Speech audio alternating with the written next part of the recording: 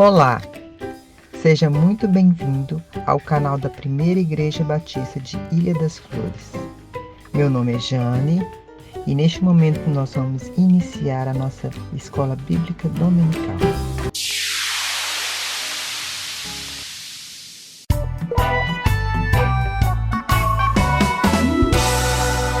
Dando continuidade ao estudo proposto da Revista de Práticas Bíblicas da Convenção Batista do Espírito Santo, hoje nós iremos aplicar o estudo 4.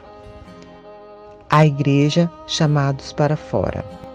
O texto aqui é 1 Coríntios 1, dos versículos 1 ao 30. Ainda dentro do tema, estão propostos leituras de textos diários para a sua devocional. Introdução.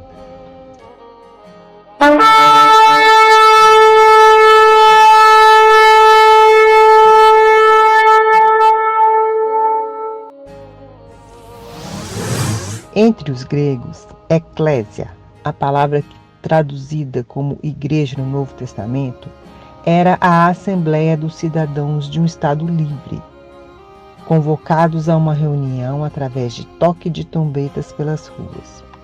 O som característico deste instrumento indicava a necessidade de uma deliberação ou a comunicação de algo já deliberado em um lugar público, ou seja, os homens livres de uma cidade que eram literalmente chamados para fora.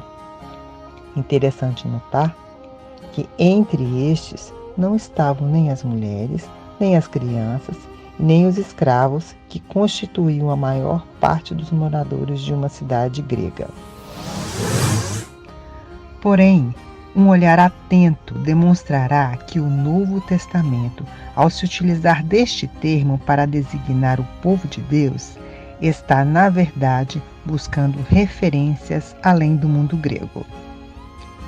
O Antigo Testamento entende o povo de Deus como chamado e eleito e, portanto, apto a participar de uma congregação.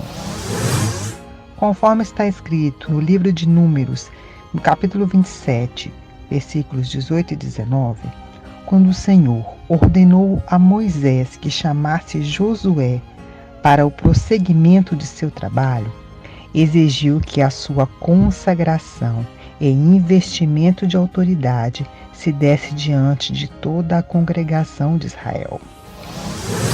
Também está escrito em Crônicas 28:8 um outro exemplo, na nomeação de Salomão para reinar em lugar de Davi. A convocação é para todo Israel, toda a congregação do Senhor. A expressão completa, Igreja de Deus, é um uso prevalecente no Novo Testamento. A exemplos são os textos de Atos 20:28, 1 Coríntios 1:2, 2 Coríntios 1:1, e quer ressaltar o chamado para ser propriedade divina.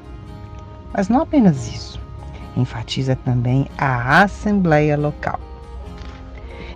Alguns textos citados, a expressão vem seguida da informação sobre a localidade em que se reunia a igreja.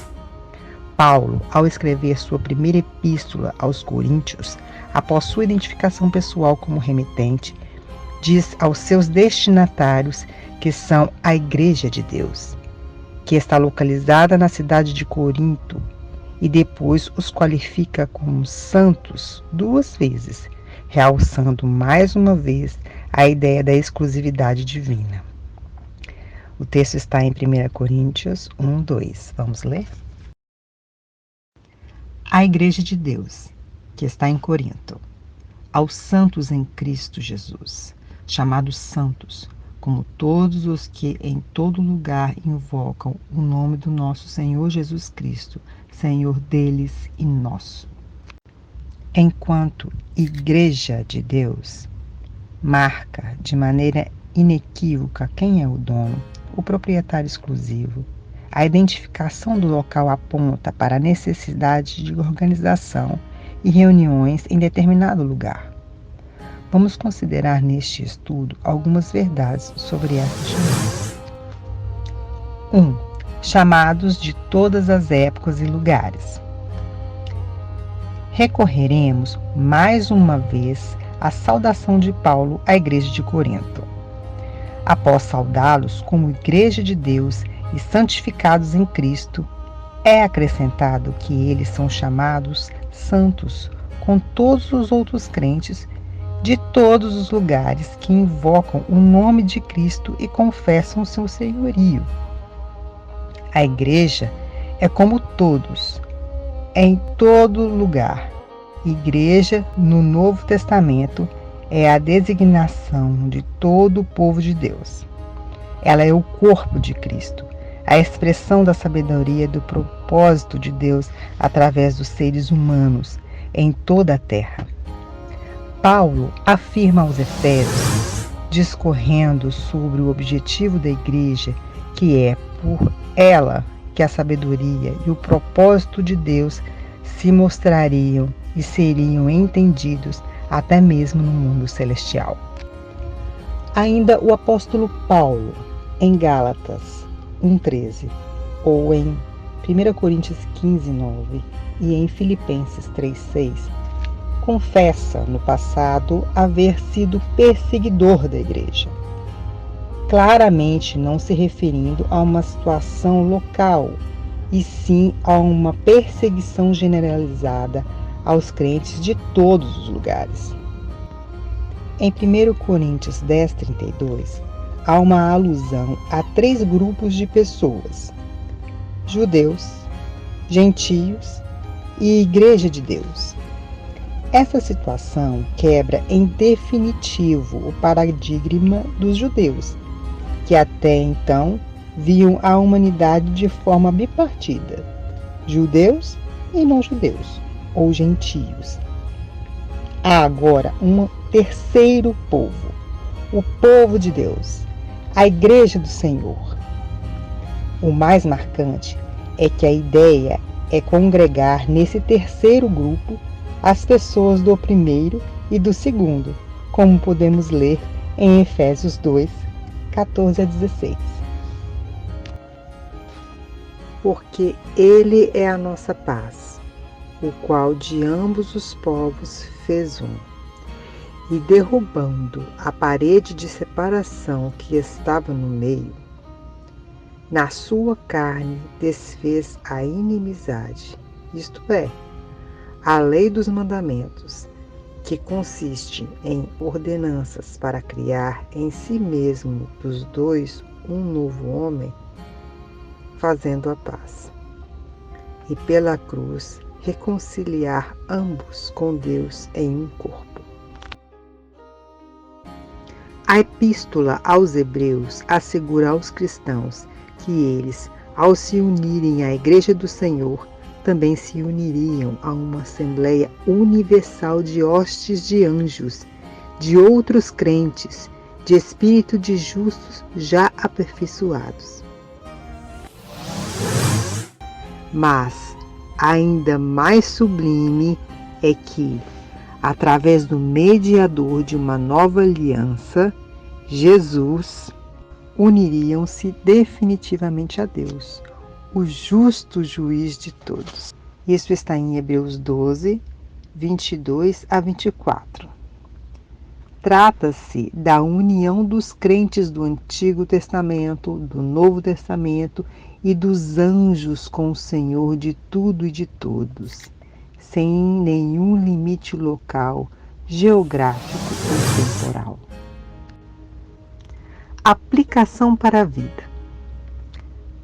Paradoxalmente, ao longo da história, muitas vezes a ideia de uma igreja universal foi mal utilizada para defender interesses religiosos, como a exclusividade da salvação em determinado grupo religioso. Você entendeu que pertencemos a esta igreja quando nos tornamos novas criaturas e passamos a viver em paz com Deus por meio de Cristo Jesus? 2. chamados para ser igreja local. Igualmente claro, no Novo Testamento está o uso da palavra igreja com o sentido de congregação local. De fato, o uso local é mais constante que o uso universal. A igreja já local é a corporificação da igreja universal em determinada localidade. Quando os escritores neotestamentários se referem à igreja de Corinto, de Tessalônica, de Filipos e de Efésios ou de Laodiceia, estão fazendo uso do termo com este sentido. São as igrejas destas cidades. Essas igrejas se reuniam, na maioria das vezes, em residências de alguns dos seus membros. Por isto, a recomendação das epístolas de saudação à igreja que se reunia, por exemplo, na casa de Priscila e Áquila. Encontramos isto em Romanos 16:5 e 1 Coríntios 16:19. As principais implicações desta maneira de ser são a autonomia da igreja local e o governo congregacional.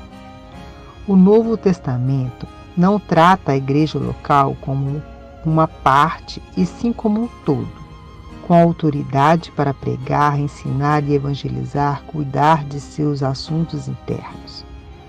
Cristo está presente nela em plenitude. Uma igreja não tem gerência, autoridade ou jurisdição sobre a outra. Cada igreja governa-se a si. Nos dizeres de D.W. McDonnell, a igreja local tem todo o poder administrativo e judicial necessário. De suas decisões não há apelo, visto que é o Tribunal Supremo. Ela é, um tempo, juiz e júri. Não tem poderes legislativos. O Novo Testamento é a sua lei e Cristo o seu legislador. Cristo é o cabeça sobre todas as coisas na igreja, conforme Efésios 1:22. Interessante pensar com este autor que o anseio democrático de povos e nações ao longo de toda a história humana tem sido um princípio norteador da Igreja do Senhor. O povo chamado para ser universal e organizado em congregações locais desde o princípio da era cristã. Aplicação para a vida. Todos temos responsabilidades para com a igreja local. Qual a sua participação nas suas deliberações, na sua manutenção e nos ministérios? Para finalizar essa maravilhosa lição, meu querido aluno, eu vou deixar com você reflexões do suporte para pequenos grupos. O que é necessário para se unir a uma igreja de acordo com Hebreus 12, 22-24? Como você tem colaborado com o crescimento de sua igreja? As pessoas em sua igreja têm percebido que você exerce o seu chamado? O que você aprendeu com o estudo de hoje que pode ser usado na sua igreja?